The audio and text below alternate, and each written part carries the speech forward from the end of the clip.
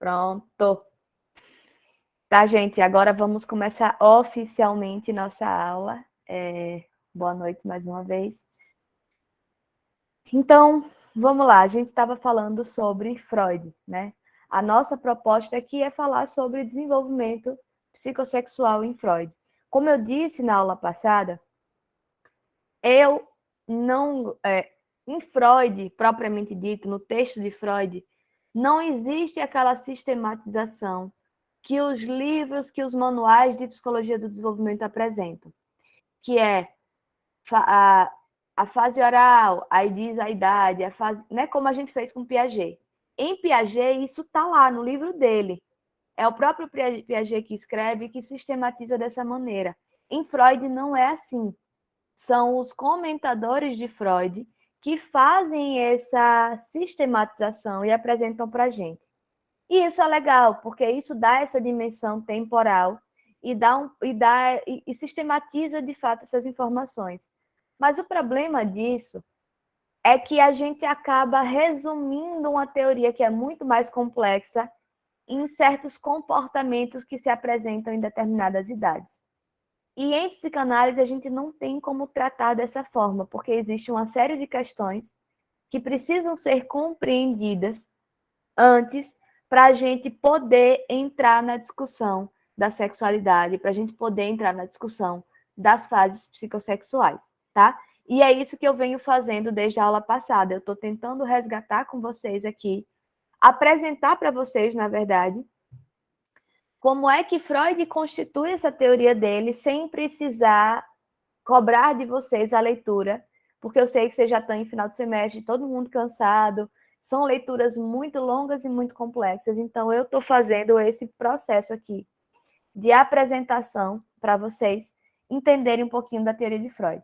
Então, a gente falou lá na primeira lição de como é que Freud se depara com a problemática da histeria e começa a pensar numa técnica clínica para lidar com essas histéricas. E ali, na primeira lição, Freud estava trabalhando junto com Breuer. Então, eles vão desenvolver o que eles chamam de método catártico. Só que o que acontece é que mais para frente, e aí a gente já está na segunda lição, o que Freud vai identificar outros conceitos, ele vai construir outros conceitos para pensar sobre o aparelho psíquico do sujeito.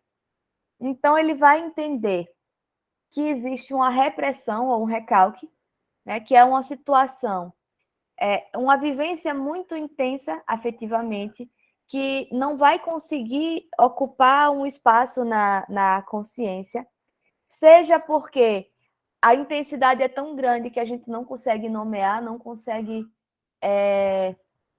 dar sentido para aquilo, ou seja porque ela se associa com situações que não são aceitas socialmente e elas precisam ficar reprimidas da consciência.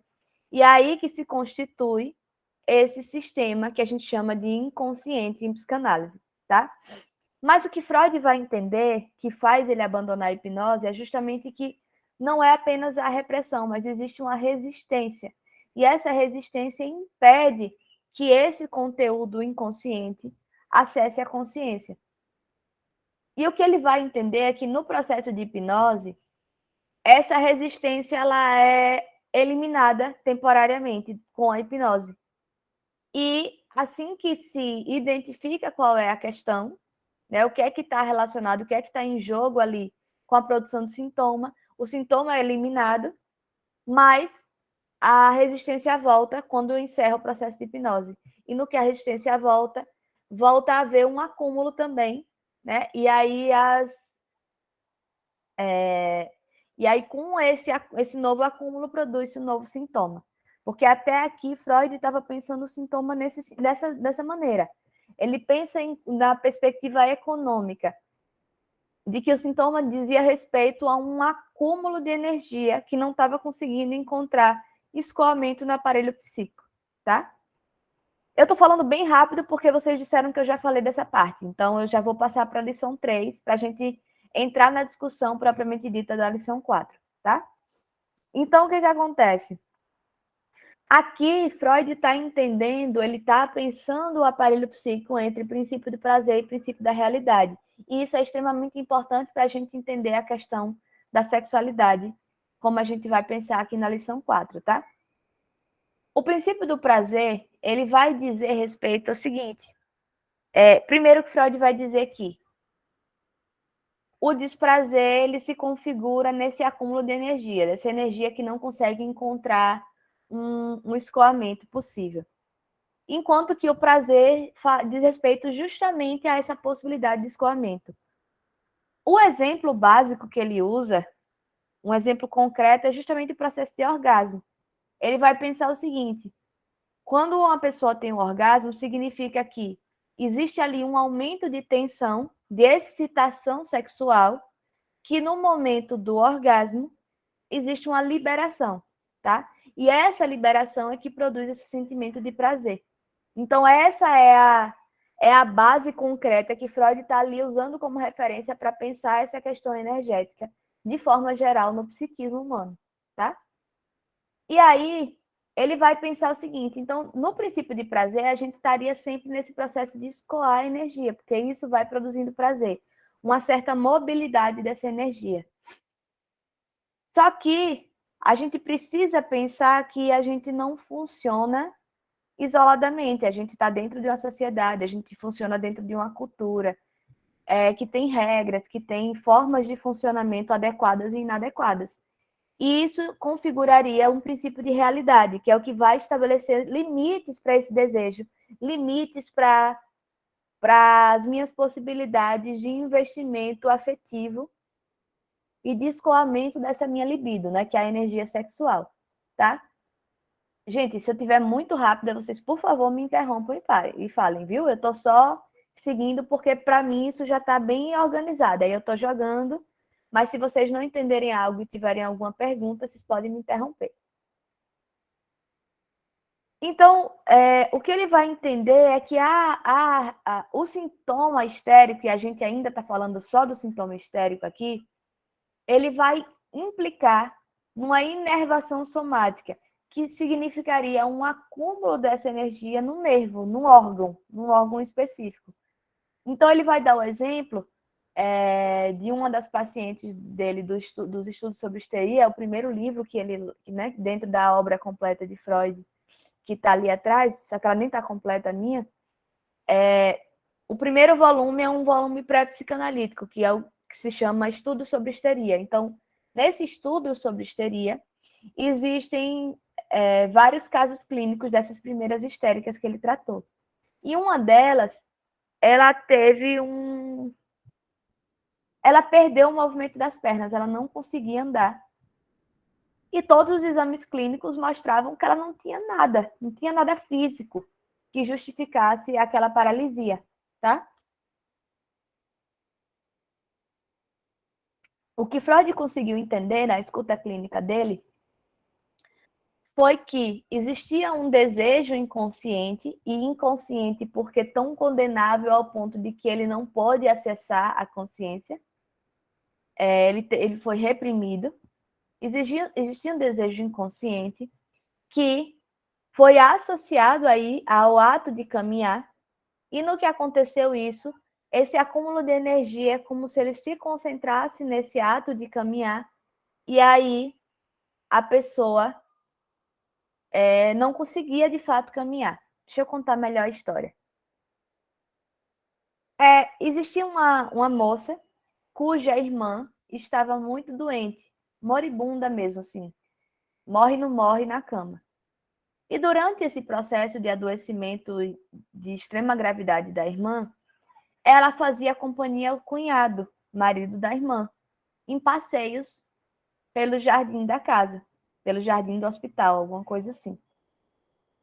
Só que nesses passeios, ela começou a sentir tanto prazer nesses passeios, que ela começou a sentir como se ela estivesse se apaixonando pelo cunhado. O que só daí já é completamente condenável, né, dentro de uma moral cristã, né, de uma moral burguesa, enfim. E aí pensem que isso aconteceu lá entre o século XIX e o século XX. E aí, essa irmã morre. E no que a irmã morre, passa quase de relance na cabeça dela um pensamento de alívio. Tipo, ai, né? Agora eu vou poder ser a esposa do meu cunhado, porque a irmã tinha morrido. Ele agora era viúvo, né? E aí vocês entendem que esse pensamento, ele é tão condenável que realmente ele não pode ser consciente. Então, ele é imediatamente reprimido. Só que no que ele é reprimido, ele produz esse obstáculo, né? Tem uma resistência que se coloca ali. Pois é, Estela, ela é bem famosinha. Tem uma resistência que se coloca ali que começa a estabelecer esse acúmulo de energia. E no que essa energia se acumula, aí Freud inicialmente vai dizer isso, ele vai dizer que é como se fosse uma inervação do órgão. Mas depois a gente vai entender, com o estudo mais aprofundado da psicanálise, que é uma questão da própria palavra, justamente a significação das coisas é que vai produzindo, né, o adoecimento.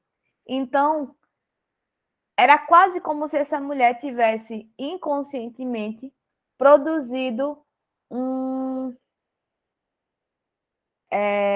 uma resolução para a vida dela. Para ela não, usando os termos atuais, atualíssimos, para ela não ser talarica da irmã, né? E roubar o marido da irmã, que isso era absurdo.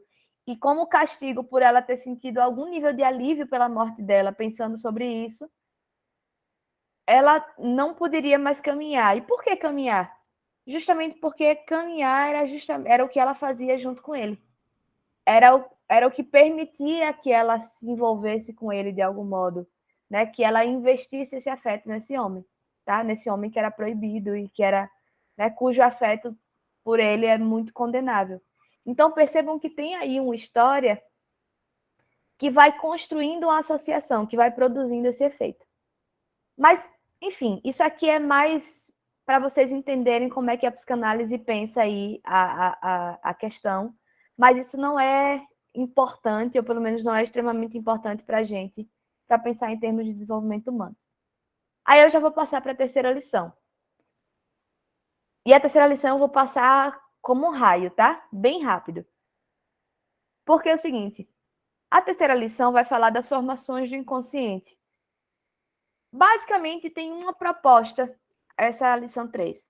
A lição 3 tem a proposta de mostrar que, embora a psicanálise tenha sido criada na perspectiva clínica de pensar um processo de adoecimento e entender a cura para aquela doença, que era a histeria, no que Freud começou a compreender a lógica do inconsciente, a compreender como é que isso se constituía, ele entendeu que isso também não era exclusivo de pessoas neuróticas ou doentes.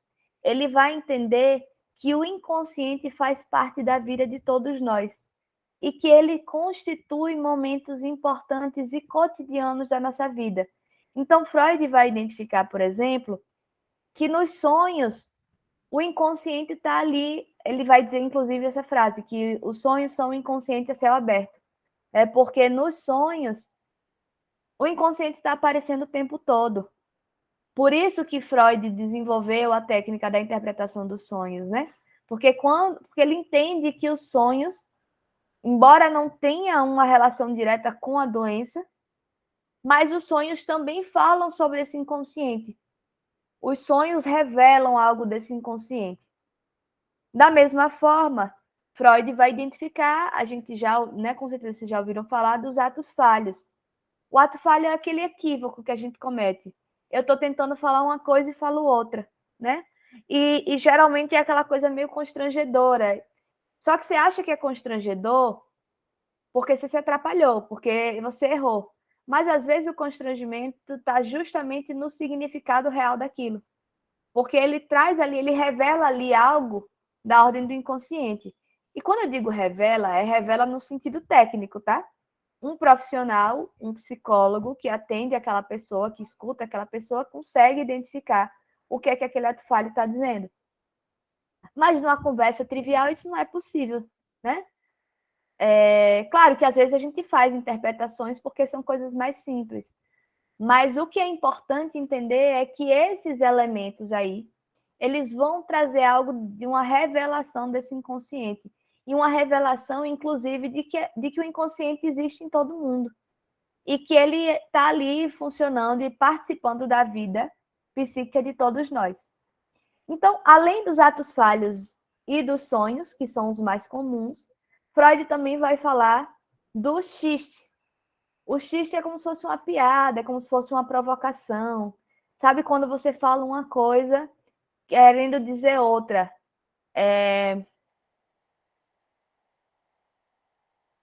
Então, recentemente, eu vou revelar uma coisa que, enfim, estamos gravando, mas ninguém vai ver isso aqui além de vocês. Veja só. Eu trabalho numa instituição e eu tenho tido muita dificuldade com a minha chefe.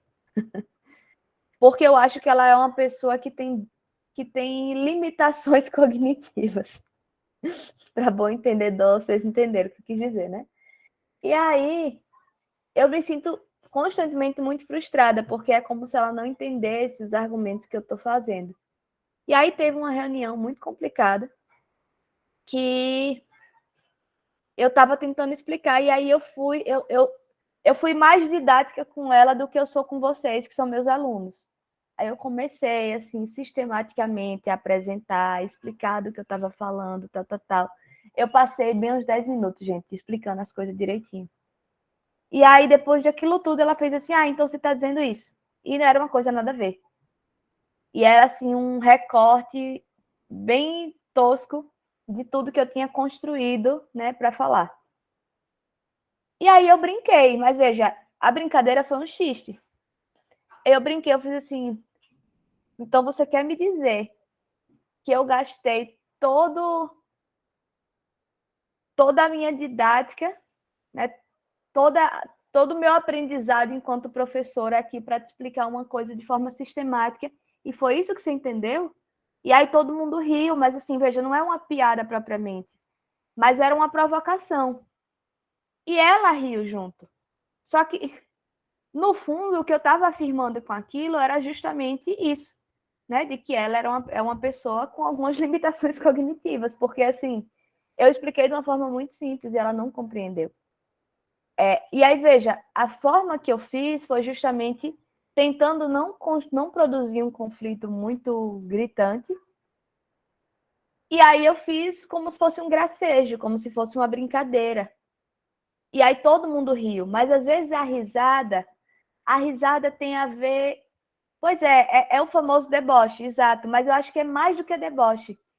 Eu acho que assim, a risada foi muito mais do desconforto, porque no fundo as pessoas entenderam o que estava sendo dito ali, do que de fato porque foi engraçado, sabe? Então, o xiste tem um pouco disso. Ele pode ser uma piada, então a piada diz muito, revela muito sobre. Traz esses elementos inconscientes, mas quando Freud fala do xiste, ele fala desse xiste do dia a dia. Não é do cara que é piadista profissional, né? Que faz. Como é que chama? Aquele negócio lá, stand-up comedy. Não. Ele está falando especificamente dessa piada que a gente solta no dia a dia, que revela o que a gente está pensando de fato sobre as coisas. Claro, a gente poderia, se a gente tivesse tempo, a gente poderia entrar em detalhes e falar sobre a comicidade, né, sobre a comédia, como é que ela revela algo sobre a sociedade, né, e como é que isso traz também esses elementos do inconsciente, com certeza. Mas o que eu estou dizendo é que, assim, eu estou tentando explicar para vocês que o xiste para Freud diz muito desse lugar cotidiano, de que a gente está aqui brincando e na brincadeira a gente fala uma coisa que não é tão brincadeira assim, né? Na brincadeira a gente fala uma coisa, o típico sem querer querendo de Chaves, né? Tipo assim, você não quer falar aquilo, mas você quer falar aquilo. E aí o inconsciente ele se revela nesse lugar, tá? Então, basicamente é isso. E por que isso é importante, gente? Justamente para a gente entender que é nesse momento aqui que Freud vai entender, olha, a psicanálise nasceu no berço da medicina, pensando enquanto pensada enquanto uma prática clínica, pensada enquanto uma prática que pensava na cura das histéricas, que eram mulheres adoecidas, mas a psicanálise não necessariamente está ligada diretamente com o adoecimento. A gente pode pensar a psicanálise como uma formação do aparelho psíquico. E é assim que eu quero propor a psicanálise. E é assim que a gente vai pensar a psicanálise para entender a questão da sexualidade e da sexualidade infantil, tá? Beleza. Até aqui, como é que vocês estão? Porque a gente já vai entrar na quarta lição e aí a gente começa o nosso debate propriamente dito.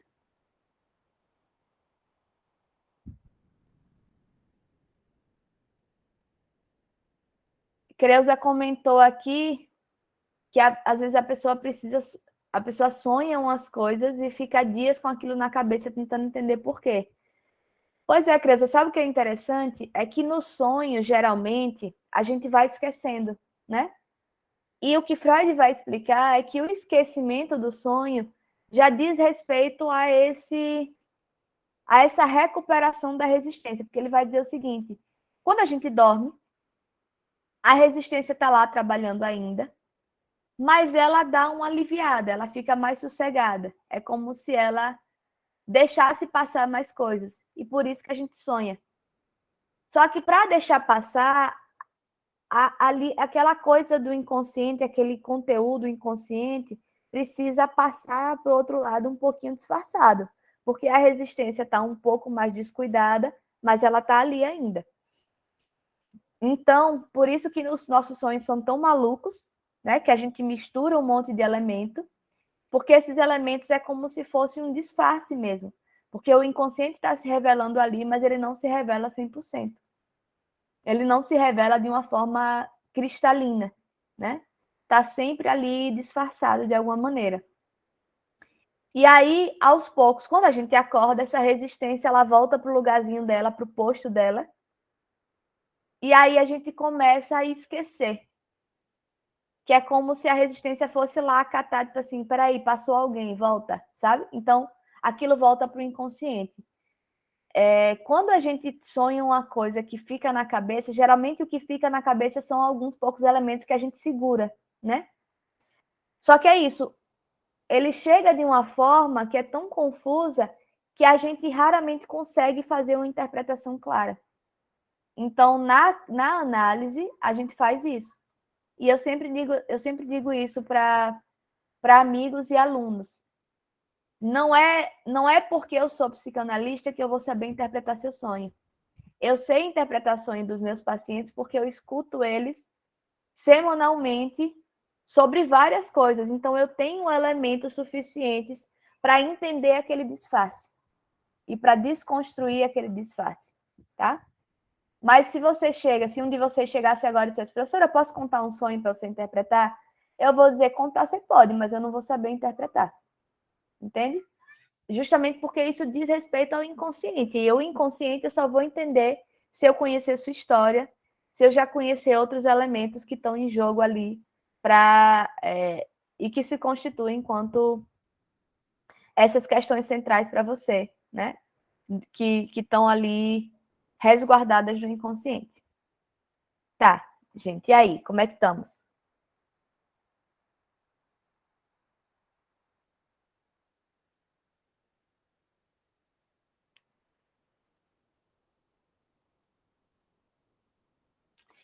Beleza, gente.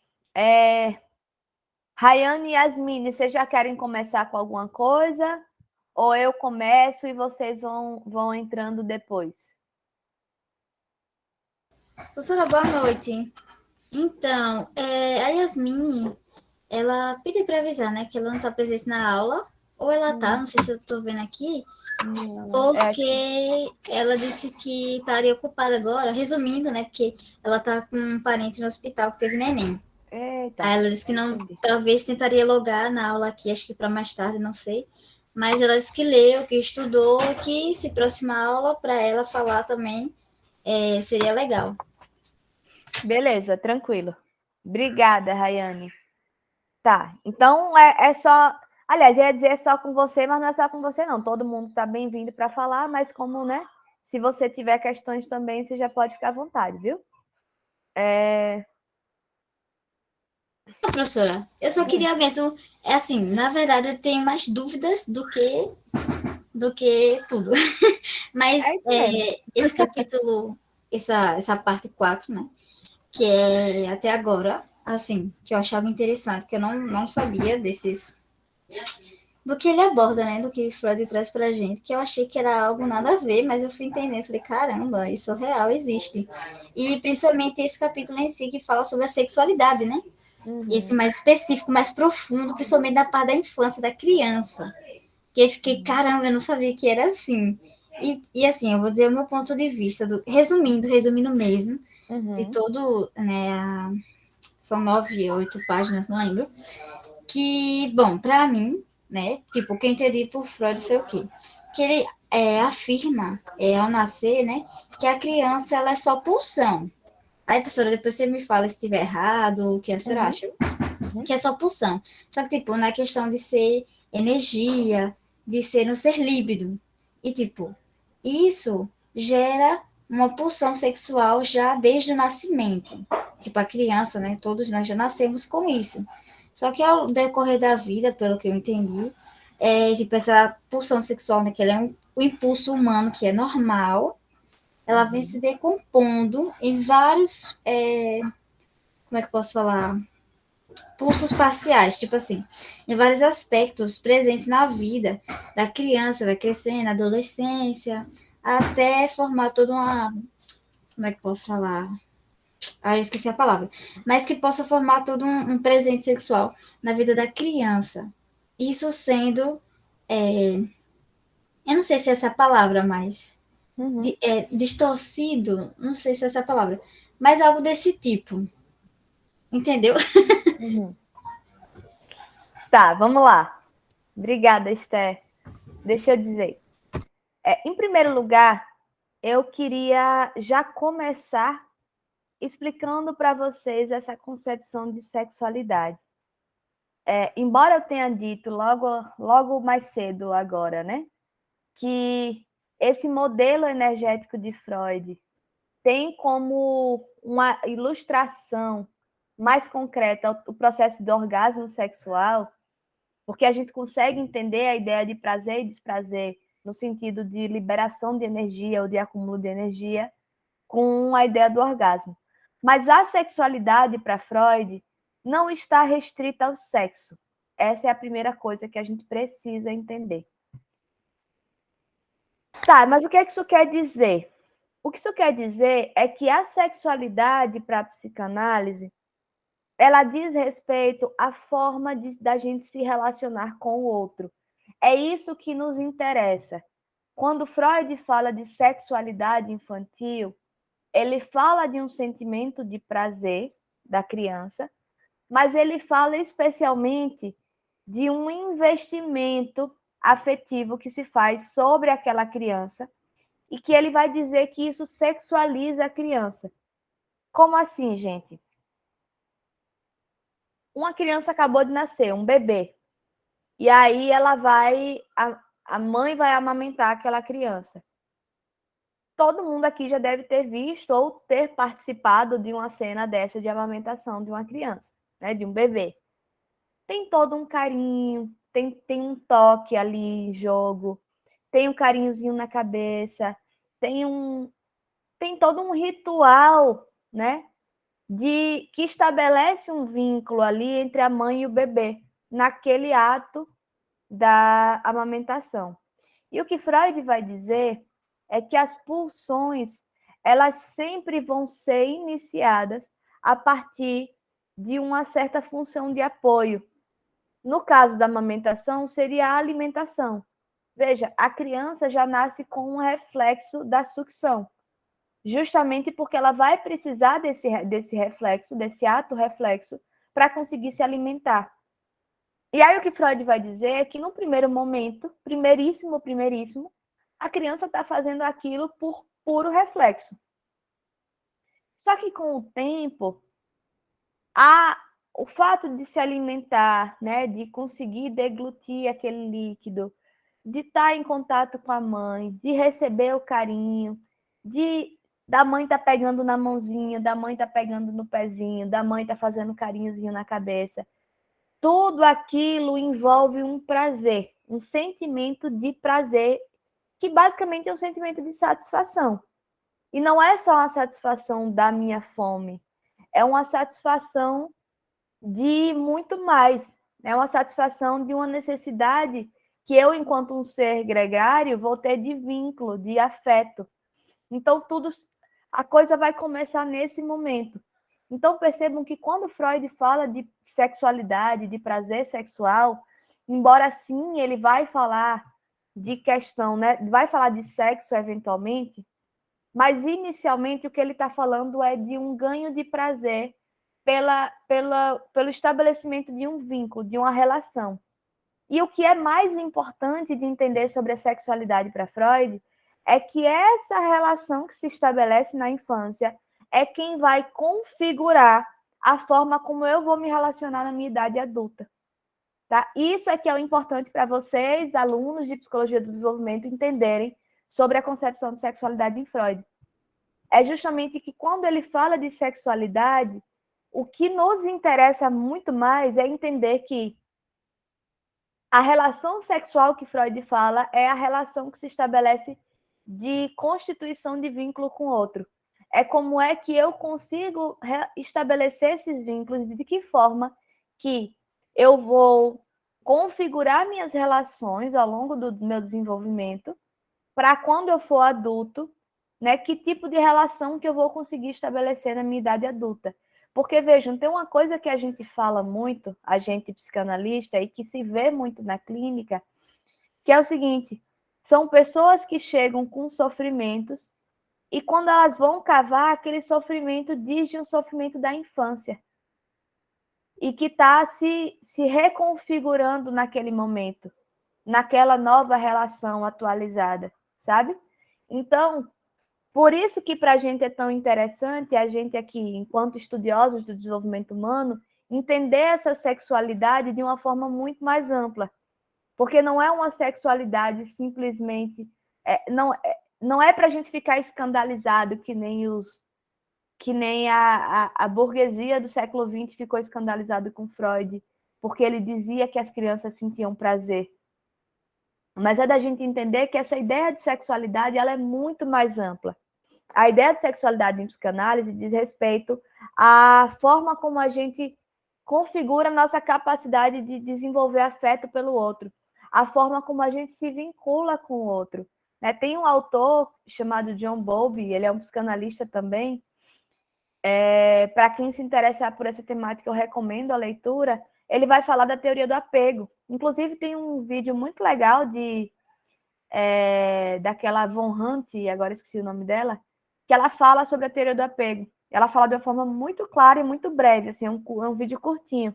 Vou tentar achar para mandar para vocês.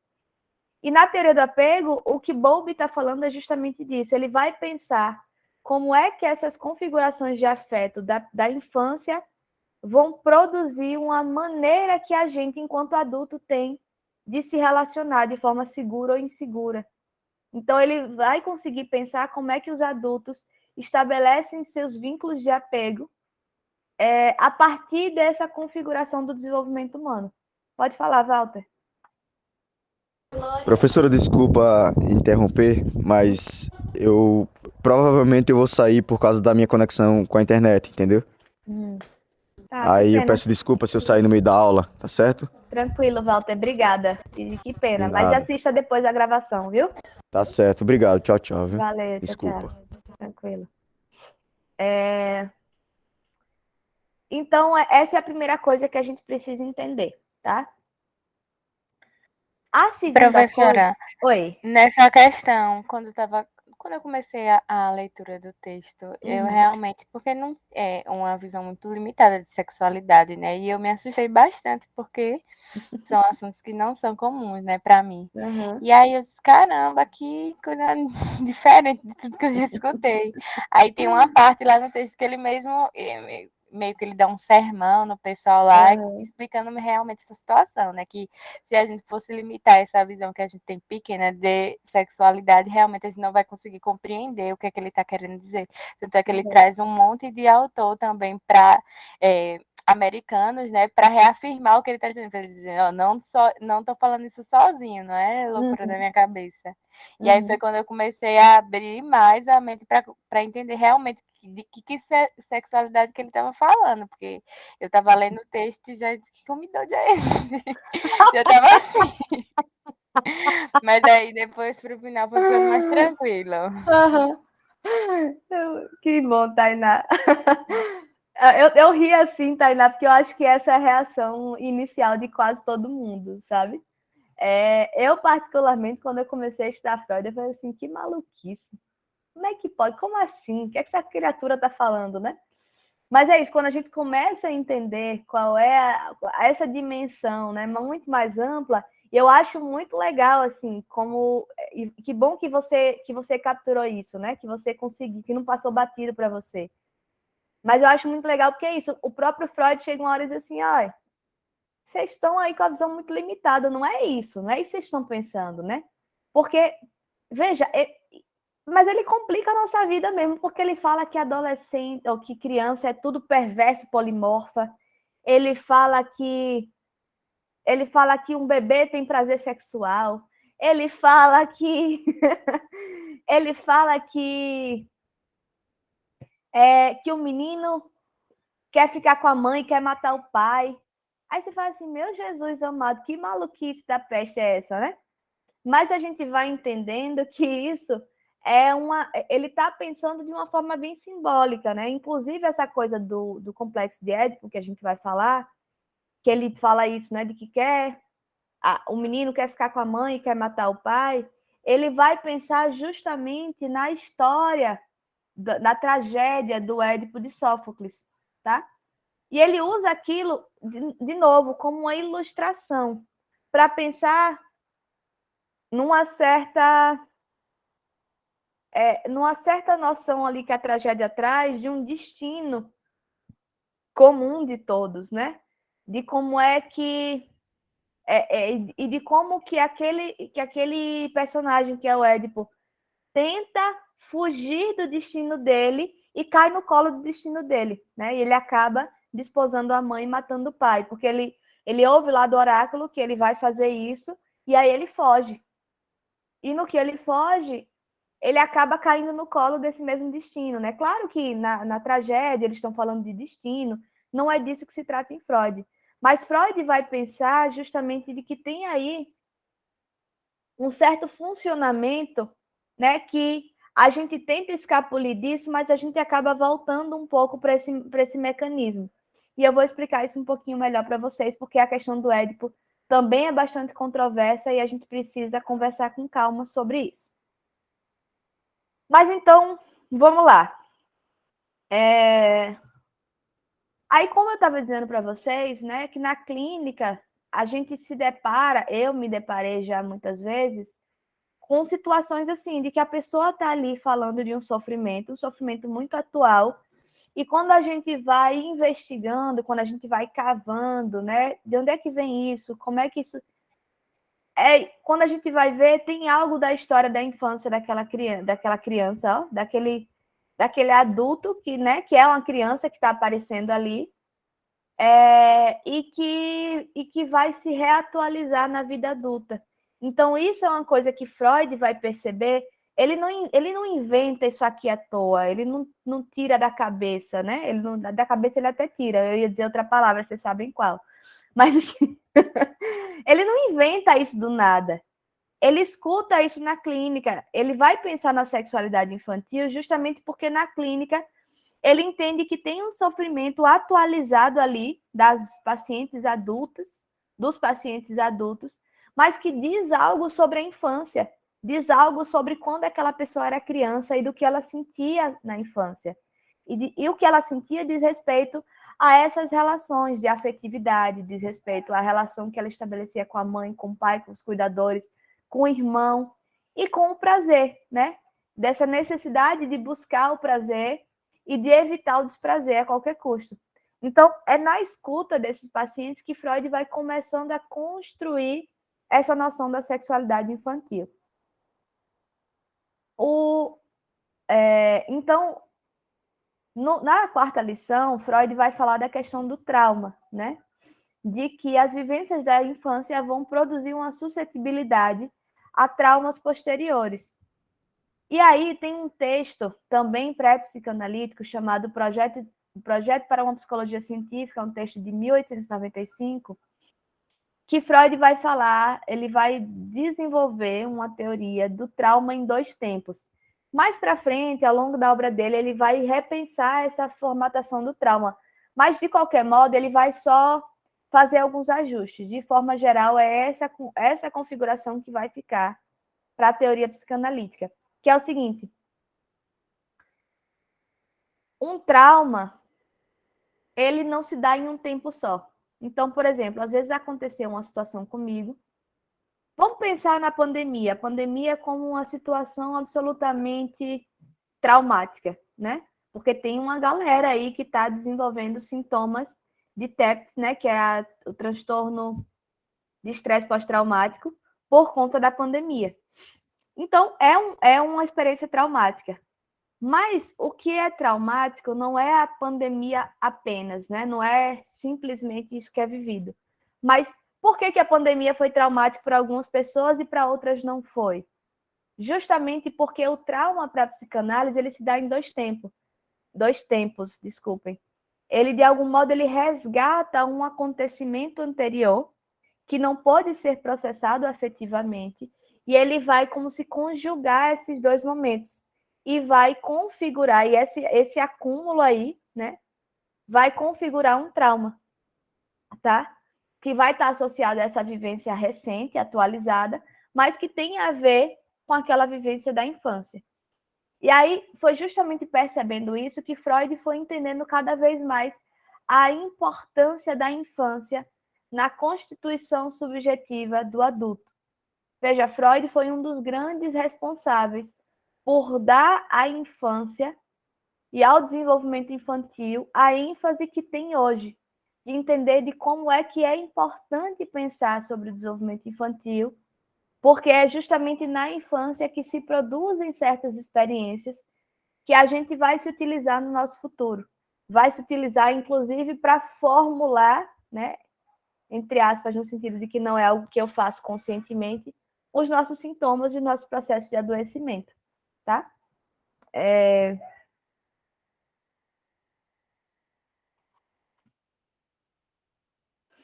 Então, o que Freud vai dizer é o seguinte: existe essa sexualidade infantil desde o princípio, e a sexualidade nesse sentido de uma busca por um prazer da parte da criança, porque a gente é regido pelo princípio do prazer, então desde a infância que a gente é regido por isso, e a criança vai buscar esse prazer,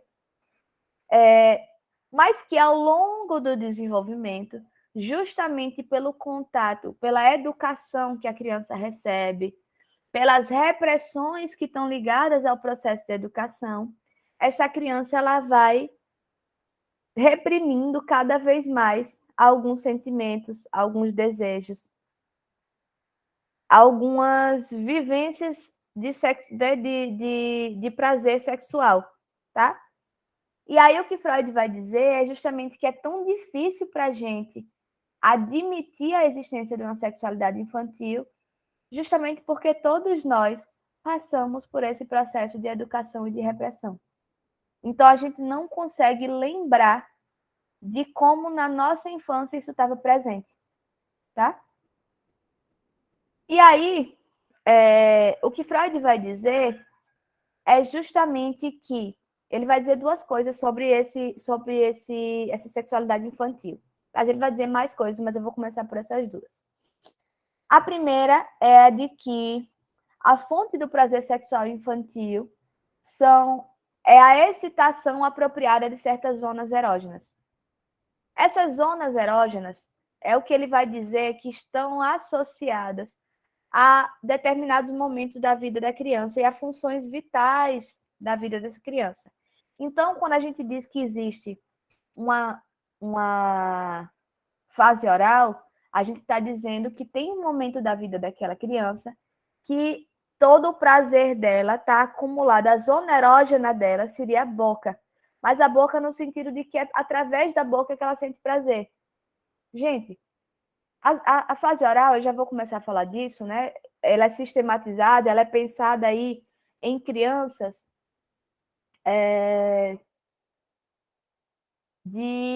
Peraí. Eu estou conferindo só para não falar errado, porque eu raramente penso nesses termos de idade. De 0 a 1 ano, tá? Então, a criança da fase oral é a mesma criança da fase sensório-motor de Piaget, certo? E aí, o que é que a gente vê num bebê como esse? De que ele está tentando desenvolver, né? A gente falou sobre isso lá em Piaget, desenvolver essas habilidades da sucção, né? Da pegada. Então, ele vai pegando e todo objeto que ele consegue pegar, quando ele finalmente consegue fazer isso, ele bota na boca. E ele bota na boca porque a boca, como é esse órgão que ele usa para se alimentar, né? Que é o órgão mais ativo dele, é por onde também ele consegue sentir as coisas. Ele vai sentir, e é um prazer no sentido da sensação mesmo, de que é como se ele fosse sentindo as coisas, né? Então vai botando tudo na boca, vai mordendo, vai botando, vai é uma fase que se chupa muito o dedo, que né, quando não tá mamando tá com o bico na boca ou com o dedo ou a mão inteira. Então tem aí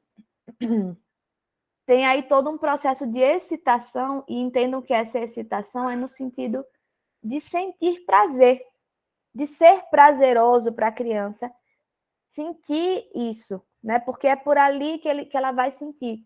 Por isso que Freud vai dizer que a boca naquele momento é uma zona erógena, tá? Aí depois da fase oral, a gente vai entrar na fase anal. E o que Freud vai dizer é que a fase anal, ela está associada com o momento do desfraude, que tem a ver com o controle dos esfínteres. Mas não é só do esfíncter no sentido do cocô, mas no sentido do xixi também. A gente fala de fase anal, porque mais para frente a gente vai entrar na fase fálica. Deixa eu pegar de novo aqui a informação para passar para vocês qual seria a idade. Segundo o texto que eu estou vendo aqui, a fase anal estaria entre 1 ano e 3 anos. E é justamente esse período, né, que a criança está no processo de desfraude, está no processo de que a mãe está ali, olha, vamos no piniquinho, vamos fazer cocô, né? E o que Freud vai ressaltar dessa fase, porque percebam que cada fase vai ter uma configuração diferente, né? Vai estabelecer um certo interesse diferente também. Enquanto a fase anal, ou a fase oral, é um momento de descoberta, de aprendizagem, eu estou tentando pensar uma palavra, estou falando essa palavra toda porque eu estou pensando em uma e não está vindo. Ele vai falar de uma espécie de canibalismo, é como se a gente estivesse se alimentando do mundo com a boca. Então, é a fase de conhecimento. A gente quer entender as coisas, quer reconhecer as coisas pela boca, tá? Na fase anal, é outro movimento. O que está em jogo na fase anal é justamente a questão do controle. Então, é o momento que a criança começa a controlar. Ela segura o cocô e diz, mãe, quero fazer cocô. Mãe, quero fazer xixi, né? Então, é o momento que a gente começa a tirar da fralda, porque ela vai assumindo esse controle. Só que o que é muito interessante, e é curiosíssimo ver isso, quem tem filho ou tem criança em casa vai poder trazer aí alguma experiência sobre isso, é que mais ou menos nessa idade, tem aí uma questão de controle que não é só de aprender a controlar os esfínteres, porque isso é o que a mãe quer, o que o pai quer, o que o cuidador quer. Mas é no sentido de entender que existe uma expectativa desses cuidadores sobre o ato de defecar ou de urinar dele, e ele vai usar aquilo para estabelecer uma relação de poder naquilo ali. É como se ele estivesse tentando assumir um certo poder na relação quando faz aquilo. Minha mãe contava uma história que é muito divertida, de meu irmão, tá? Claro, não é minha, gente, é do meu irmão. Mas se fosse minha, vocês já entenderam que eu contaria também, né? Mas minha mãe contava a história do meu irmão de quando ele tinha seus 2 anos de idade, 2 e pouquinho, que eles foram fazer uma viagem. Na época ela não tinha grana, né? Avião era caro. E aí eles foram para São Paulo de ônibus. Isso com uma criança de 2 anos e pouquinho. E aí, meu irmão começou a dizer assim, a gente, ó, eu não estava nem viva, tá, nessa época, nem tinha nascido ainda. Meu irmão é 5 anos mais velho que eu. Então, segundo minha mãe, eles tinham parado, aquelas paradas normais de viagem, e ela tinha insistido várias vezes, você quer fazer cocô? Você quer fazer xixi? Ele, não quero, não quero. Tá bom. Aí subiram no ônibus. Quando o ônibus começou a andar, tinha o quê? 10 minutos. Aí ele começou a dizer, eu quero fazer cocô, eu quero fazer cocô, eu quero fazer cocô. E aí, uma criança, para fazer cocô nesse tipo de contexto, ela foi lá, super envergonhada, e pediu ao motorista se podia parar em algum lugar, porque meu filho está precisando fazer cocô. Aí o motorista parou. Imagine um ônibus de linha, com 40, 50 passageiros dentro, que para porque uma criança disse que não queria fazer cocô na parada e queria agora, 10 minutos depois. Eu sei que quando eles descem, aí minha mãe disse, tá, pronto, agora vamos. Aí ele fez, agora eu não quero mais. E ela ficou puta da vida, eles subiram no ônibus de novo. Aí daqui a uns 15, 20 minutos ele veio com a história de que queria de novo. Aí ela também já disse a ele que agora segure, porque não tem como parar não, né? Então, e é isso. Aí minha mãe fez isso depois, mas veja, ela podia ter entrado no jogo dele, né? Várias vezes. Ela entrou no primeiro momento. Que bom, né, Tati? Mas assim, mas tinha aí uma tentativa de controle. Vocês percebem que tem um jogo, e veja, não é um jogo consciente. Meu irmão não é um ser maligno que aos 2 anos e meio estava lá tentando manipular a minha mãe e dizer quem manda sou eu. Não, mas é um jogo que faz parte daquela idade. É justamente isso que Freud vai dizer, que o controle dos esfíncteres não é só o controle dos esfíncteres. Diz respeito aí a uma tentativa de assumir um certo controle, de entender o poder que ele tem, né? E aí Freud vai falar da ideia do cocô como um presente, que muita mãe até hoje faz isso, faz aquela festa de fez cocô no peniquinho, que lindo, né? Então, assim, então tudo isso vai configurar aí uma certa relação. E o segurar o cocô, ou soltar o cocô, né, de fazer, também vai estabelecer um prazer anal. E é o prazer físico mesmo, assim, sabe? De quando segura e sente aquelas sensações do intestino ali funcionando, ou quando libera, né? De sentir o prazer de liberar, de fazer o cocô. Então, assim, Freud vai entender que tem um prazer naquela história, tá? É isso que é o prazer anal. Só que o prazer não é só um prazer, como ele está ligado a uma série de configurações, a uma série de situações que se estabelecem naquele momento, isso vai dizer também de uma certa forma de funcionamento no futuro. Então, o que acontece? Eu já vou antecipar umas coisinhas, daqui a pouco eu volto para as fases, tá? Porque é o seguinte, o que Freud vai entender, que é o mais importante aqui do que entender qual é cada fase, é que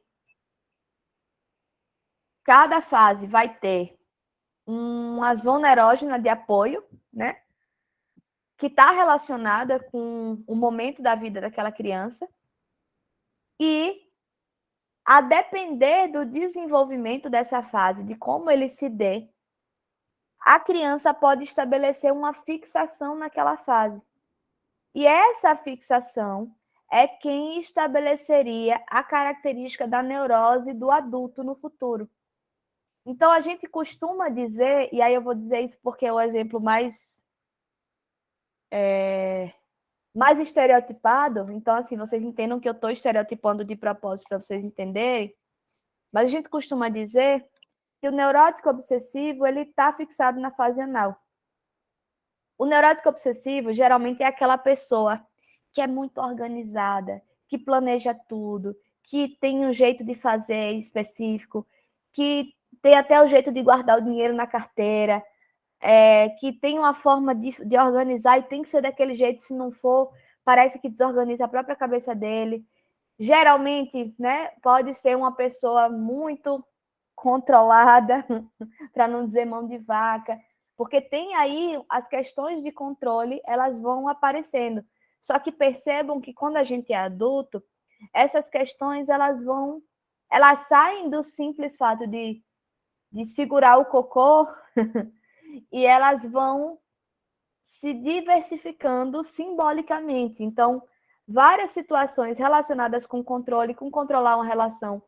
Vocês já devem ter conhecido alguém que se relacionava com outra pessoa, mas que a relação era muito complicada, porque essa pessoa queria controlar tudo.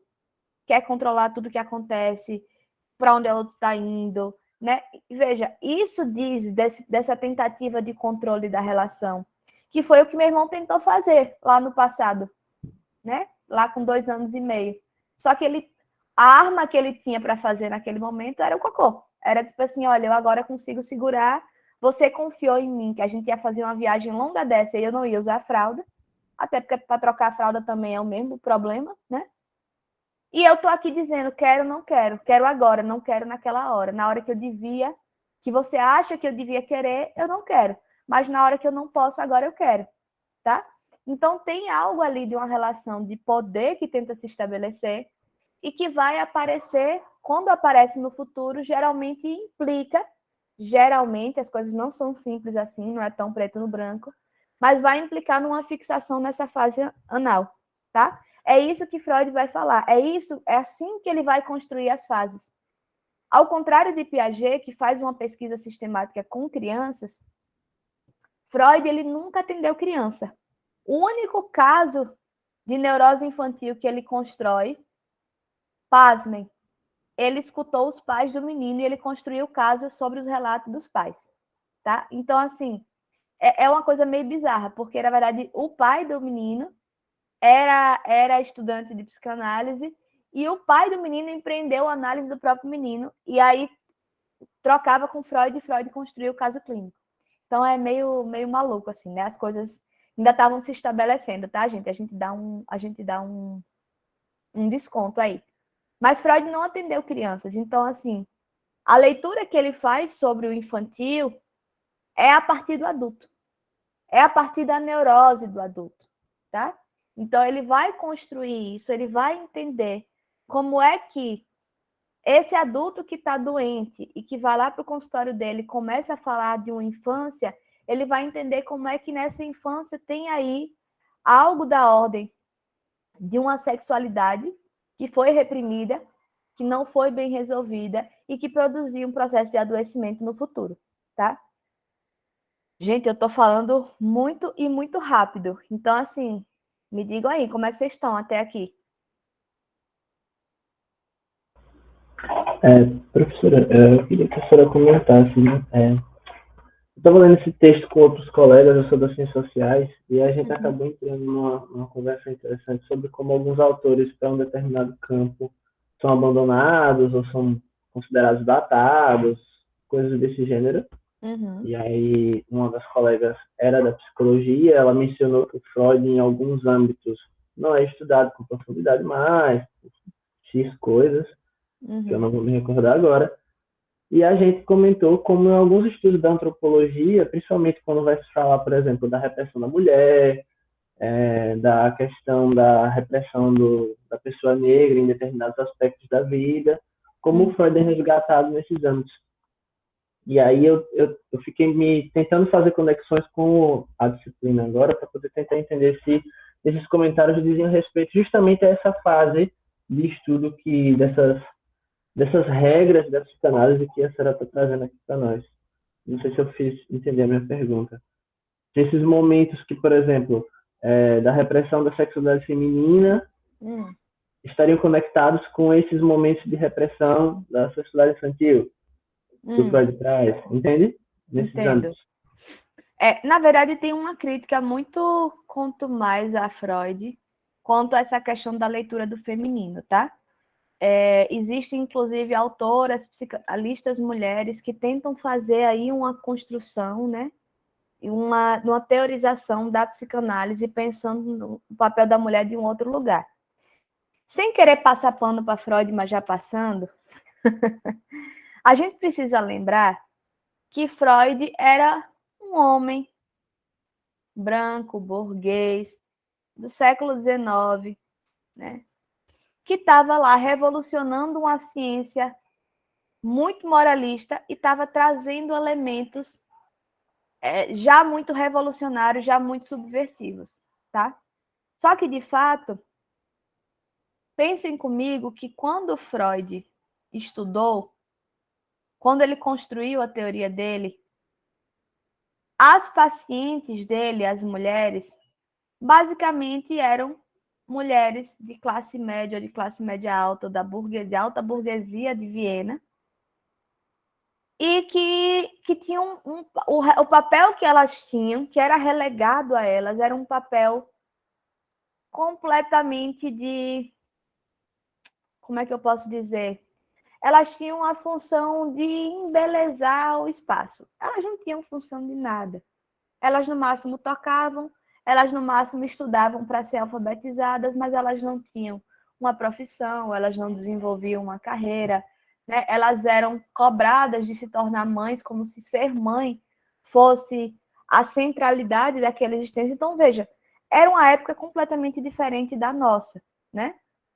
E aí, quando Freud faz a leitura da feminilidade, Freud faz uma leitura desse lugar. Então, Freud vai ler o feminino como passivo, enquanto o masculino é o ativo, né? Freud vai ler, eventualmente, ele faz menções às mulheres como sendo pessoas que não têm nada na cabeça, né? Porque as mulheres daquela época, de fato, não eram, de forma geral, obviamente, elas não eram... Não existia investimento na educação delas nesse sentido, né? Elas não participavam da vida social e da vida política da cidade. Elas tinham uma função, de fato, muito passiva. Elas estavam ali para serem mães e para cuidarem da casa, né? Tem muito a ver com a discussão que a gente fez no início da disciplina, naquele texto da Cidade dos Sábios. Lembra quando vai ser mencionada nessa mudança da mulher que é a gestora da casa, que se torna a mãe de família, né? Então, é mais ou menos isso. Então, tem uma leitura assim, muito realmente problemática de Freud, inclusive Judith Butler, que é uma filósofa que faz aí uma leitura bem aprofundada da psicanálise, não apenas da psicanálise freudiana, mas também da lacaniana. Ela faz críticas muito contundentes e muito legítimas à psicanálise, né? Inclusive em termos dessa discussão sobre a sexualidade e não sobre a sexualidade, desculpem, mas sobre gênero, né? Porque se a gente for ver, inclusive nesse texto, vocês devem ter notado isso, Freud faz um comentário que deixa muito claro uma certa heteronormatividade da psicanálise.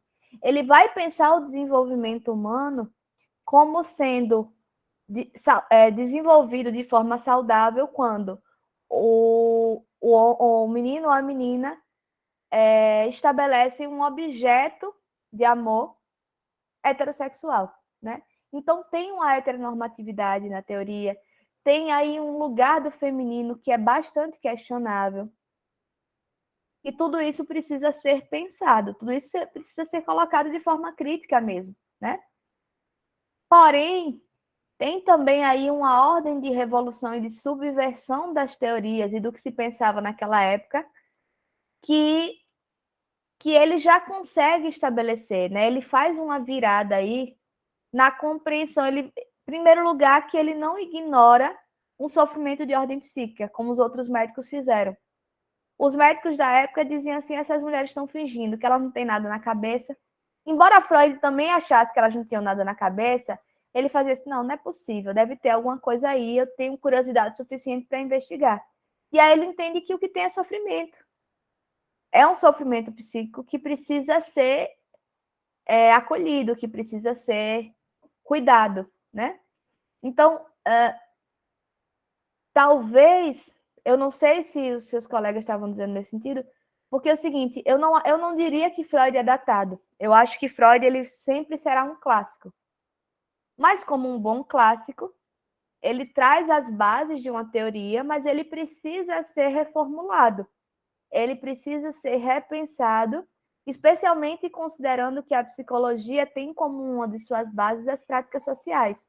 Então, se as práticas sociais do século XIX e século XX eram essas, e hoje a gente já vive num universo completamente diferente, é claro que a gente precisa reconfigurar esse nosso olhar, né?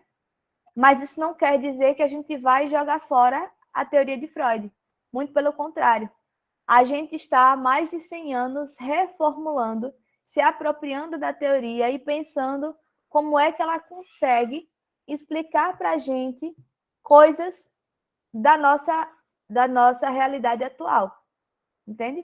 Eu não sei se eu respondi sua pergunta, Jair, porque realmente você foi falando e eu não sei se eu acompanhei bem qual era a questão, mas me diga aí se eu contemplei minimamente o que você estava falando. Sim, acredito que sim, professora. Sobre isso do datado, eu realmente compreendo essa coisa, né, dos clássicos e também dos não clássicos, né, dos contemporâneos também tem que ser pensado nesse sentido. Mas eu realmente acho que a senhora conseguiu contemplar o raciocínio que eu tentei questionar aqui. Pronto, ótimo. E aí tem outra coisa, né, que assim, essa coisa do datado, aí tem outro viés que para mim me preocupa mais, que é no sentido seguinte, eu acho que se a gente considera Freud datado enquanto dando a ele esse lugar de clássico, né, que a gente vai voltar a ele sempre, mas entendendo que ele não tem as respostas, porque as respostas que ele conseguiu construir diziam de um tempo histórico no qual a gente não vive mais. Tem um outro lado que me preocupa, que é justamente de uma lógica neoliberal na psicologia, sabe? É uma psicologia que quer ser rápida, que quer responder com velocidade às coisas e que quer dar solução para as coisas de forma muito veloz. Então, hoje tem uma psicologia aí que trabalha muito nesse viés de dar respostas, de dar resultado, de dar e que aí, de fato, essa psicologia ela não vai levar em consideração o que Freud diz. Porque o que Freud diz exige da gente uma investigação muito prolongada do que é esse inconsciente, de como é que esse inconsciente aparece, de como é que a gente consegue interpretar o que é que está sendo colocado, sabe?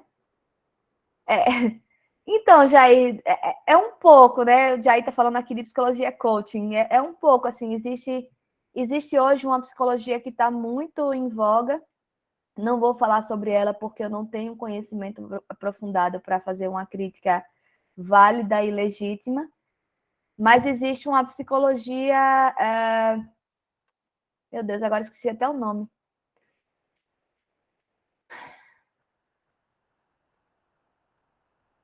Tá, eu não vou lembrar. Mas, enfim, existe uma série de perspectivas psicológicas hoje que vão trabalhar nessa ideia de dar apoio, de tentar dar respostas, de tentar pensar, né, soluções mais positivas. Pronto, tem a psicologia positiva, tem a psicologia de apoio. Então, que vai tentar dar essa coisa, dessa positivação, né, de uma perspectiva positiva. E veja, e a psicanálise não vai com nada disso. A psicanálise ela tem uma proposta que é completamente lenta, que vai pensar um processo de investigação prolongado. Então, uma pessoa que faz análise, ela faz análise por anos, né? Eu tenho um paciente que está comigo há 5 anos e que a gente está no meio do caminho ainda. E não é porque eu sou ineficiente ou porque ele está com resistência e está evitando de tratar as questões. É porque a gente está falando de questões que são inconscientes e que a gente não acessa facilmente. E quando a gente acessa, a gente não entende imediatamente do que aquilo quer dizer. Então, tem um processo de construção mesmo, sabe? Enfim. Mas deixa eu tentar voltar aqui um pouquinho para o que eu estava trazendo, para não me perder muito e não fazer vocês se perderem muito. Então, quando Freud está falando dessa fonte do prazer infantil que está nas zonas erógenas, ele vai dizer que nos primeiros anos da vida da criança, ele vai vivenciar uma experiência de satisfação autoerótica, que ele vai encontrar essa fonte de prazer. Isso quer dizer simplesmente que ele vai encontrar essa fonte de prazer no próprio corpo, tá? E que existem pulsões parciais de apoio, que é onde vai se sustentar, né, que vai dar apoio exatamente a essas zonas erógenas e a essa possibilidade de satisfação autoerótica, tá? Então, o que Freud está dizendo é justamente que, ao longo do nosso desenvolvimento, vão existir essas zonas erógenas, né, esses pontos que vão dar apoio para o desenvolvimento sexual, no sentido desse desenvolvimento de uma afetividade, de um sentimento de prazer e de uma forma de se relacionar com o outro e com esse prazer que ele vai conseguir depois deixar de tirar de si mesmo e vai começar a encontrar no outro. Porque, veja, quando a gente fala de satisfação autoerótica, a gente não está falando de masturbação, embora Freud fale sim de masturbação infantil, tá? Mas quando a gente está falando de satisfação autoerótica, a gente está falando dessa capacidade que a criança tem de encontrar prazer no próprio corpo. Então, quando eu digo, por exemplo, que um bebê, tudo que ele pega, ele vai botar na boca, diz respeito sobre essa satisfação autoerótica, porque a boca, ela funciona naquele momento como uma zona erógena. É ali que ele vai sentir prazer, é ali que ele vai sentir as coisas, que ele vai conhecer o mundo a partir daquele toque com a boca. Por isso que a criança, o bebê pequeno, ele quer colocar tudo dentro da boca, tudo, né? Depois é a questão a fase anal, e é o que eu estava explicando, é a questão da retenção, né? De segurar, de controle dos esfínteres, de segurar o xixi, de soltar o xixi, de segurar o cocô, de soltar o cocô. Então, esse é o prazer que ele vai sentir com o próprio corpo, é um prazer autoerótico. A terceira fase que a gente tem é justamente a fase fálica, que vai se pensar aí nessa fase justamente entre os 3 e 5 anos, tá? A fase fálica é a fase em que percebam que vai ter uma fase genital lá na frente. Essa é a fálica. A fase fálica é que a criança vai começar a se aperceber do seu próprio corpo. E ela vai se perceber, vai aperceber, né? Se aperceber do próprio corpo. E ela vai começar a questionar as diferenças sexuais. Então, se forem 2 irmãos, um menino e uma menina, eles vão se perguntar por que ele tem aquele negocinho lá pendurado e ela não tem, né? Eles vão se perguntar por que ela é diferente dele. Ou então, se veem os pais pelados, vai se perguntar por que eles são tão diferentes. Porque a mãe tem as mamas desenvolvidas e o pai não. Porque o pai tem mais pelos do que a mãe. Na verdade, isso é, né, não, é uma questão de cultura, né? Da depilação e tal. Mas, assim, tem mais pelos. Por que o pai tem aquele negócio lá pendurado e que é grande, diferente do dele, se for um menino? E a mãe não tem, né? E o que Freud vai dizer é que, nesse momento, as crianças elas vão construindo fantasias. Elas vão tentando construir respostas para isso. Gente, vamos fazer um paralelo com a teoria de Piaget? Semana passada ou retrasada, a gente estava lá estudando em Piaget o estágio pré-operacional. E o que é que eu dizia do estágio pré-operacional? Que a atividade daquele estágio era lúdico e que as crianças construíam explicações anímicas para as coisas, porque elas não tinham ainda os esquemas cognitivos conceituais para poder dar explicações, tá? Então, o que acontece? Freud vai perceber a mesma coisa aqui, só que ele vai pensar isso por um outro lugar. Ele vai pensar justamente sobre a curiosidade sexual, porque como ele está focado justamente, veja, as histéricas, que são as primeiras pacientes de Freud, elas vão necessariamente chegar na clínica com a questão traumática, com o adoecimento, que vai remeter no processo de escuta a uma questão de ordem sexual. E sexual mesmo, propriamente dito. E elas vão falar da infância, elas vão falar de experiências da infância. Então, quando Freud volta para isso, embora ele veja a mesma coisa de Piaget, que são essas explicações diferentes que aquela criança dá, porque é o mesmo período, mas Freud ele vai olhar isso pelo viés de uma formulação de teorias sexuais. Então, Freud vai dizer assim, olha, nesse momento a criança está construindo, ela está começando a ficar curiosa. Ela está ficando curiosa sobre o sexo. Na verdade, ela fica curiosa sobre tudo, mas sobre o sexo ela não pode ficar. Porque se algum adulto souber, ela vai ser reprimida. E é desse processo de repressão que vai produzir o adoecimento lá na frente. Para essa mulher histérica que ele está escutando e que ele, a partir de onde ele está descobrindo tudo isso. Vocês estão entendendo a lógica? Por que o recorte de Freud é esse? Que ele não é um tarado, um velho tarado obcecado por sexo? Vocês conseguem entender isso? Se eu conseguir mostrar isso para vocês, eu estou feliz.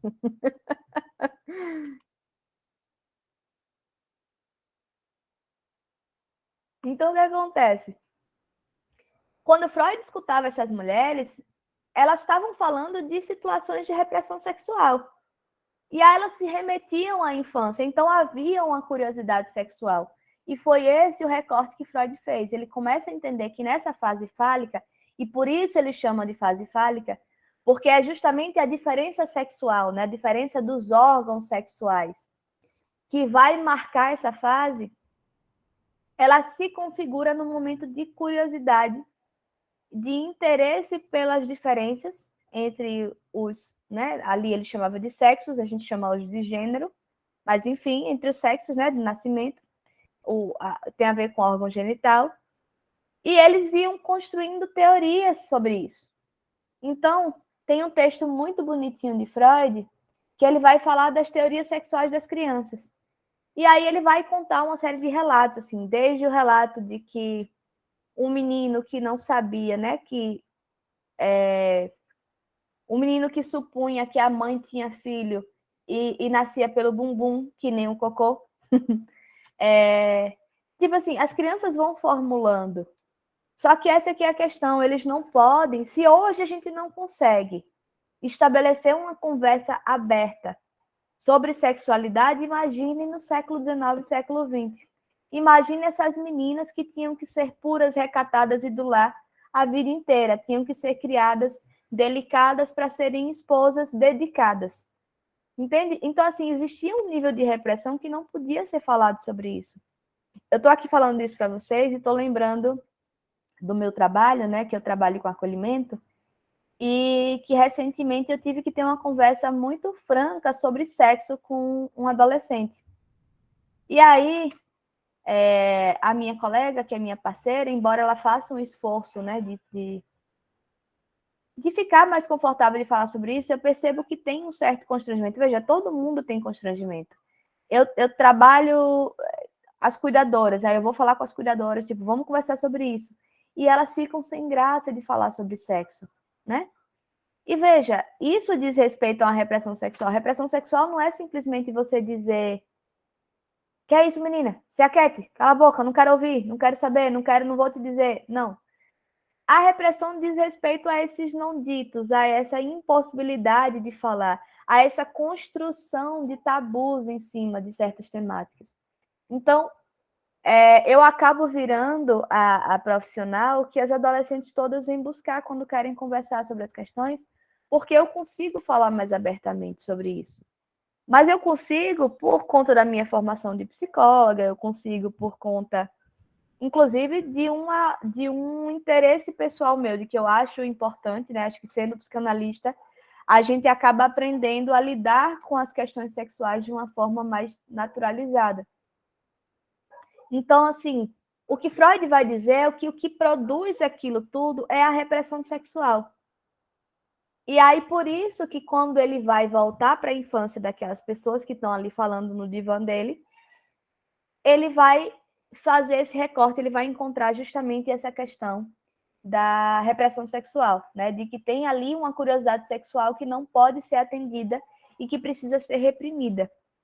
Só que quando é que esse movimento de curiosidade da criança, que vai ali dos 3 aos 6 anos, aos 6 aos 5 que eu falei, gente, essa coisa das datas eu não sei direito, 3 aos 5. Esse movimento, essa curiosidade, ela vai ser encerrada completamente no que Freud vai chamar de resolução do Édipo, pelo processo de castração. Isso aí vai se dar no final dessa fase, mais ou menos, e aí o período de latência, que é o próximo período, vai se dar entre esses 5 anos até a puberdade. Aí eu vou explicar um pouquinho o que é esse Édipo tão controverso para vocês, tá? Eu já adiantei aqui que a ideia do complexo de Édipo está relacionada com a tragédia edípica, né? Que aí, falando muito grosso modo, de forma muito grosseira mesmo, a gente entende que a tragédia que Sófocles escreve, do Édipo, vai dizer de uma pessoa que vai lá consultar um oráculo, obrigada, e o oráculo vai dizer para ele assim, ó, você vai matar seu pai e desposar sua mãe. E aí ele faz, não posso fazer isso, eu preciso ir embora daqui, né? Claro, na verdade não é ele que faz isso, né? Os próprios pais entregam ele porque o oráculo diz isso. E aí ele, desconhecendo os pais, né, tá vivendo em outro lugar e aí ele volta para Tebas por conta do negócio lá do desafio da esfinge e ele acaba matando o pai, né? Ele encontra o pai numa encruzilhada, mas ele não sabe que é o pai. E aí eles têm um conflito, ele mata o pai, e no que ele chega na cidade e desvenda o enigma da esfinge, ele desposa a mulher que é a mãe, né? Então, o que Freud usa essa referência como se ele dissesse assim, olha, esse mito, né? Porque em Sófocles é uma tragédia, mas ele vem de um mito que já existia. Esse mito vai dizer de uma inevitabilidade desses sentimentos. Então, Freud, de fato, ele vai construir aí uma ideia de como se aquilo fosse um dado desde sempre. Esse é o primeiro ponto de discordância meu com essa concepção, tá? O que eu tenho visto hoje, em termos de clínica, inclusive, é que na nossa configuração atual, a gente ainda encontra famílias com a configuração muito edípica. Mas não é sempre, né? Mas existem outras configurações hoje que vão modificar a forma de funcionamento. E aí, quando Freud concebe isso, ele vai construir uma história, uma historinha mesmo, né? Que ele até chama de romance familiar, para explicar como é que se dá essa relação edípica. Ele vai dizer o seguinte: o primeiro objeto de amor da criança vai ser a mãe, ponto. Seja do menino, seja da menina, tá? Justamente por conta dessa primeira relação da fase oral, né? Que é no peito da mãe que a criança vai mamar. Em determinado momento, aquela criança desculpem, gente, que está no centro da atenção da família, que não tem nada mais importante naquela família do que aquele bebê, ele começa a perder um pouco a centralidade.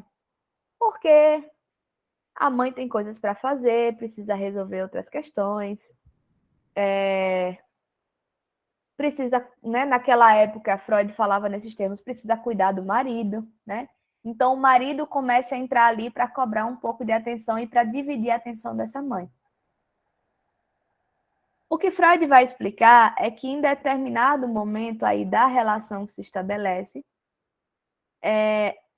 a menina se apaixona pelo pai, assim, ela desenvolve ali uma atração, né, um carinho especial pelo pai, e o menino desenvolveria um carinho especial pela mãe. E aí, quando isso acontece, ele vai falar como se fosse justamente uma reprodução dessa tragédia do Édipo. É que, eu vou falar aqui do menino, tá? O menino tá ali apaixonado pela mãe, ele quer ter a mãe só para ele, mas o pai, ele entra ali como um terceiro que impede essa relação. E aí ele desenvolve um ódio em relação ao pai. É como se, aí Freud vai dizer, ele vai querer matar o pai, mas não é um matar real, tá, gente? É matar no sentido assim, de que ele queria que o pai não estivesse ali, para que a relação que ele tem com a mãe continuasse da mesma forma que sempre foi, sem nenhum tipo de interrupção e sem nenhum tipo de outra atenção que não a própria criança, tá? E aí, o que Freud vai dizer é que esse Édipo, pelo menos o masculino, ele se resolve com a ameaça de castração. E aí a ameaça de castração diz respeito justamente a essa curiosidade sexual, que o menino tá lá pegando no próprio pintinho, né?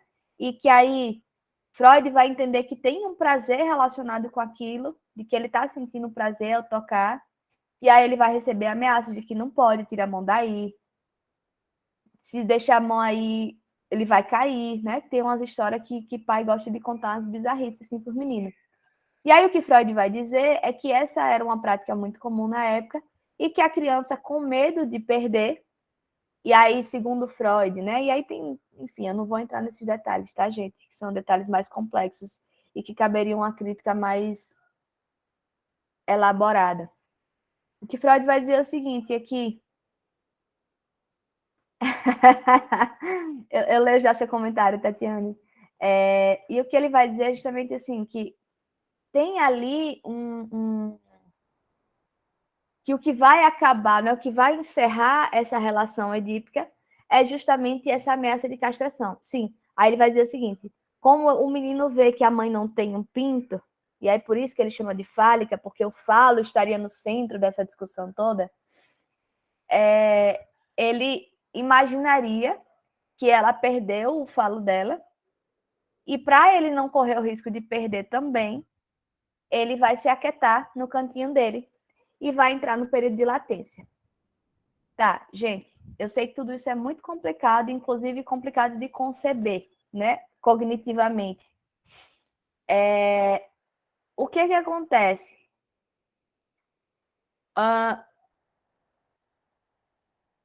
O que Freud está tentando colocar aqui para a gente, né, quando Freud constrói todo esse romance, ele está falando isso, de novo, ele não vai tirar de qualquer lugar. Freud está falando de uma experiência específica com uma configuração familiar específica. Então, isso acontecia, claro, né? Essa leitura que ele faz esses detalhamentos são mais a leitura que ele consegue fazer em termos de interpretação. Mas isso ele vai fazer dentro de um certo contexto, tá?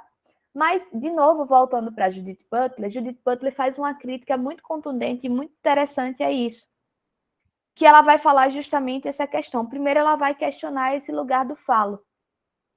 Ela vai dizer que a teoria freudiana é uma teoria falocêntrica, e não é porque as pessoas traziam esse falo, né, como uma questão, é porque Freud tinha uma preocupação aí com esse falo, né? Então, então a leitura, é por isso que aquilo que eu estava comentando com você mais cedo, Jair, né, da leitura da mulher em Freud. Eu até evitei, né, fui falar do Édipo, dessa historinha a partir do menino, porque a da menina é ainda mais complicada. Só para vocês entenderem, Freud vai entender que a menina nunca completa o Édipo, ela nunca sai do Édipo. Justamente porque não tem essa ameaça de castração. E isso é muito maluco, porque é como se a gente dissesse que o desenvolvimento da mulher está sempre incompleto. Porque para Freud, passar pelo Édipo, fechar o Édipo, seria uma forma de passar dessa fase e ir para a próxima, né? Então, isso traz complicadores para a teoria que são muito delicados. E aí eu não vou defender essa tese aqui com vocês. O que eu estou querendo trazer para vocês é para vocês entenderem que a ideia do Édipo diz respeito justamente a essa configuração, nesse momento que a criança está muito curiosa com o próprio corpo, com os órgãos genitais, como é que isso funciona, como é que a sexualidade funciona, como é que as crianças nascem e de que forma que isso acontece. E aí elas não podem, elas são reprimidas nesse intuito. E eu consigo entender que a ideia de castração vai muito mais nesse sentido. A criança ela é impedida, ela começa, no que ela vai desenvolvendo essa curiosidade, e ela arrisca perguntar aqui e ali, ela vai recebendo respostas repressivas. Tipo, você não pode falar disso, isso não é conversa para uma mocinha, né? E por aí vai. E aí o que a criança faz? Ela vai e entra na fase de latência, que é uma fase como se a sexualidade acabasse completamente. É a fase que a criança se concentra em atividades de estudo, atividades artísticas, né? Ela gosta de música, de pintura, ela se concentra nos estudos. É uma fase que a criança começa a desenvolver vergonha. Então, aquela criança que nem desenvolveu, a menina que nem desenvolveu o peitinho ainda, mas ela quer um sutiã porque a blusa é transparente e os meninos vão ver o peito dela. Então, tem vergonha, tem pudor. A fase de latência seria caracterizada por isso. E seria um resultado justamente dessa ideia de castração. Só para completar o raciocínio para vocês, né? Essa ideia de Freud, do romance familiar, que é muito pautada numa historinha, fica um pouco difícil mesmo da gente conceber, porque é uma historinha que talvez fizesse sentido na época dele. Hoje a gente já vai ficando muito afastado dessa ideia. Mas Lacan, que foi um outro psicanalista que seguiu Freud, ele vai reconfigurar a ideia do Édipo de uma maneira estrutural. Ele vai pensar em funções. Na relação familiar, existem funções que são estabelecidas e que vão vão permitir esse funcionamento do Édipo e essa saída do Édipo para a latência, tá? Então ele não vai falar mais do pai propriamente dito, do pai real, mas ele vai falar do nome do pai, como se fosse uma função paterna que se exerce, né? Então, Lacan ele mantém esses termos para associar com a teoria de Freud, mas ele vai pensar enquanto função. Então, vai ter alguém que vai ter essa função de terceiro, de estabelecer um limite entre a relação da mãe e do bebê, tá? E vai ter a função materna, que é a pessoa que estabelece a função de cuidado, né? Então, Lacan ele vai pensar isso em termos estruturais e ele vai sair um pouco desse lugar, dessa historinha meio maluca que Freud escreve e que a gente fica com um pouco de pé atrás, tá? Deixa eu ver os comentários de pé atrás de vocês agora.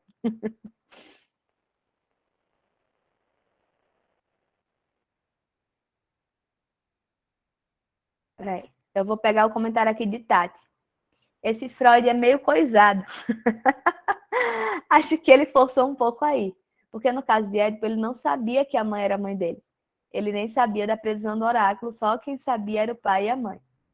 Então, mas veja, quando Freud faz isso, é justamente ele usa esse caso como se fosse uma forma de ilustração. Porque o que Freud vai dizer é que o mito de Édipo, aliás, a tragédia de Édipo, né? Aqui ele está falando da tragédia, vai dizer de uma inevitabilidade que aquela relação aconteça, né?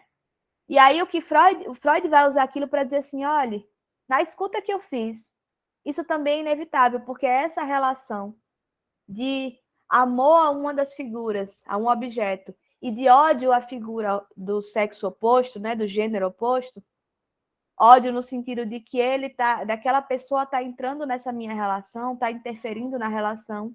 Isso acontece nas histórias em geral, tá? E aí, a partir disso, que ele vai usar a história de Édipo como referência. Mas não é para dizer que a gente faz igualzinho, né? Não é no sentido de... Essa coisa do saber, inclusive, é bem curiosa, porque, assim, na psicanálise, a gente está sempre falando de um lugar de não saber, né? Porque a gente não sabe, é inconsciente. Então, isso também é importante. Quando o Édipo não sabe, mesmo assim vai lá e mata o pai e desposa a mãe, isso diz, né, para Freud, isso pesa a favor da teoria freudiana. Justamente porque na nossa vida psíquica a gente também não sabe. A gente faz isso por uma força do inconsciente, tá? Mas vejam, eu não estou aqui para convencer vocês de que Édipo existe, até porque eu tenho questões mesmo assim, críticas a fazer sobre essa configuração edípica. Só que quando Lacan fala de funções, ele consegue tirar um pouco esse peso dessa historinha, porque na historinha a gente fica assim, ou acontece desse jeito ou não acontece, né? E quando Lacan traz, ele diz assim, olha, tem funções que se exercem. E é justamente no estabelecimento de uma relação com essas funções, do pai, da mãe, que a criança vai se desenvolver, vai estabelecer aí uma saída dessa fase e vai entrar no estágio de latência. E o que interessa é que no estágio de latência se entra a partir dessa ideia de castração. E aí que Freud está falando da castração mais real, né, no sentido de perder o pinto. Mas a castração, ela estaria aí no sentido de função, como Lacan coloca, ela estaria muito nesse sentido de uma inviabilidade de seguir por ali. Então, assim, a criança que está muito curiosa com a sua sexualidade, ela vai sofrendo uma série de repressões e que ela, em algum momento, ela desiste dessa curiosidade. E ela entra nessa fase de latência, que é uma fase que vai durar... Deixa eu achar aqui. Já falei, né? De 5 anos até a puberdade. E nessa fase, ela vai desenvolver outras habilidades, geralmente habilidades cognitivas, habilidades artísticas, justamente porque o que está em questão aí é a ideia de sublimação. Eu estou notando agora que eu acabei não falando sobre sublimação para vocês. Sublimação é um conceito extremamente importante em psicanálise, justamente porque quando a gente fala de sublimação, a gente está dizendo que existe aí um caminho da pulsão sexual, né? Existe uma meta sexual a ser atingida, e quando a gente sublima, a gente desvia essa meta para atividades reconhecidas social e culturalmente como sendo mais elevadas. Então, atividades como cultura, como ciência, como estudo, como arte, como esporte, né? Então, não é à toa que nessa idade a gente acaba incentivando muito a participação das crianças nessas atividades. E aí, de novo, fazendo um paralelo com a teoria de Piaget. Na teoria de Piaget, essa fase aqui seria basicamente ao estágio operacional concreto, né? Que é quando as crianças estão aí criando certos conceitos e elas já conseguem estabelecer regras e conseguem viver essas regras. Então, esse é o momento que a criança está aí tentando estabelecer uma lógica, entender as coisas a partir dessa lógica compartilhada, é esse o momento da latência também. Só que na perspectiva de Freud, o que ele está vendo é justamente esse abandono temporário de todo e qualquer interesse sexual, que vai se dar justamente como uma resposta a esse processo repressivo que se agrava, que aumenta no período da fase fálica, justamente porque nessa fase a criança desenvolve muita curiosidade sexual e ela acaba sendo mais reprimida do que o normal, do que ela era antes, tá? Então, e o fato também dela entrar dela começar a se constituir nesse lugar de entender regras, de entender a lógica que rege o mundo, essa lógica que rege o mundo é uma lógica moral que impede o desenvolvimento sexual dessa forma que eles estavam fazendo até ali, né? Então, isso vai fazer com que a criança reprima todos esses interesses e entre no estágio de latência, tá? Gente, eu vou pedir para vocês, já são 9h03, eu sei que comecei atrasada, mas é porque são questões que, se eu começo, eu não consigo parar, assim, eu não tenho muita hora para parar. E hoje eu não consigo ficar até as 10 horas com vocês, né? Se vocês toparem, semana que vem a gente fica, na nossa última aula, a gente dá uma estendida para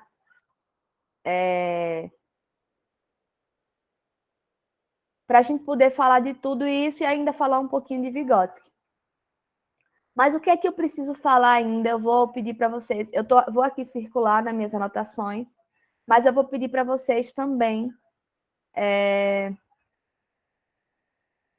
anotarem aí o que é que falta falar, né? Eu não falei ainda da questão da... Cadê, meu Deus? Da criança como perverso polimorfo, isso é importante, tá? Eu falei um pouco do alternatismo à escolha do objeto, mas agora que eu vou entrar na fase de latência, eu vou trabalhar um pouquinho mais disso, tá? Como é que isso passa aí por esse momento em que o pudor, o nojo, a moral entram em questão e desviam a meta sexual da criança, e como é que ela volta para o período, né, para o estágio genital, em que ela está desenvolvendo ali, ela está se tornando um adulto com a sua sexualidade, né? Então eu vou fazer um pouco essa discussão com vocês.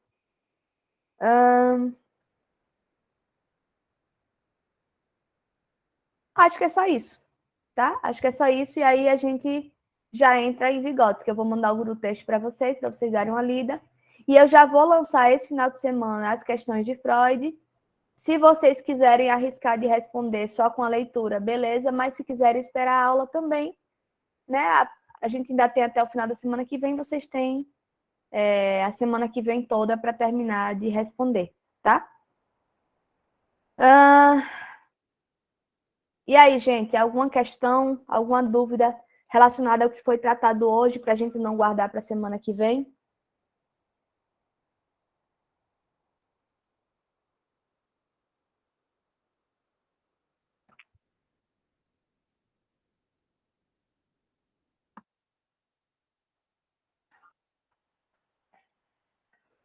Esther, nada?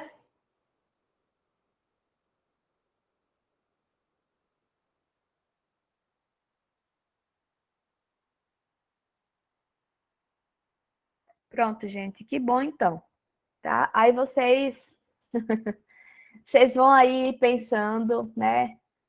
Elaborando essas questões todas. E aí a gente vai, na semana que vem, finalizar essa discussão. E a gente começa um pouquinho, né? Vai trabalhar um pouquinho com Vygotsky, só para a gente não passar batido, tá? Mas eu já não vou colocar questões sobre Vygotsky, eu vou passar um texto para vocês. Ficaria feliz se vocês conseguissem ler, para vocês poderem discutir comigo. Mas, de qualquer modo, a gente já encerra semana que vem. E aí, se for necessário e vocês toparem, a gente fica um pouquinho mais. Eu já me programo semana que vem para isso, tá? Beleza, gente? Obrigada pela participação e até semana que vem, então. Professora, eu mandei recado para a senhora pelo Cleson.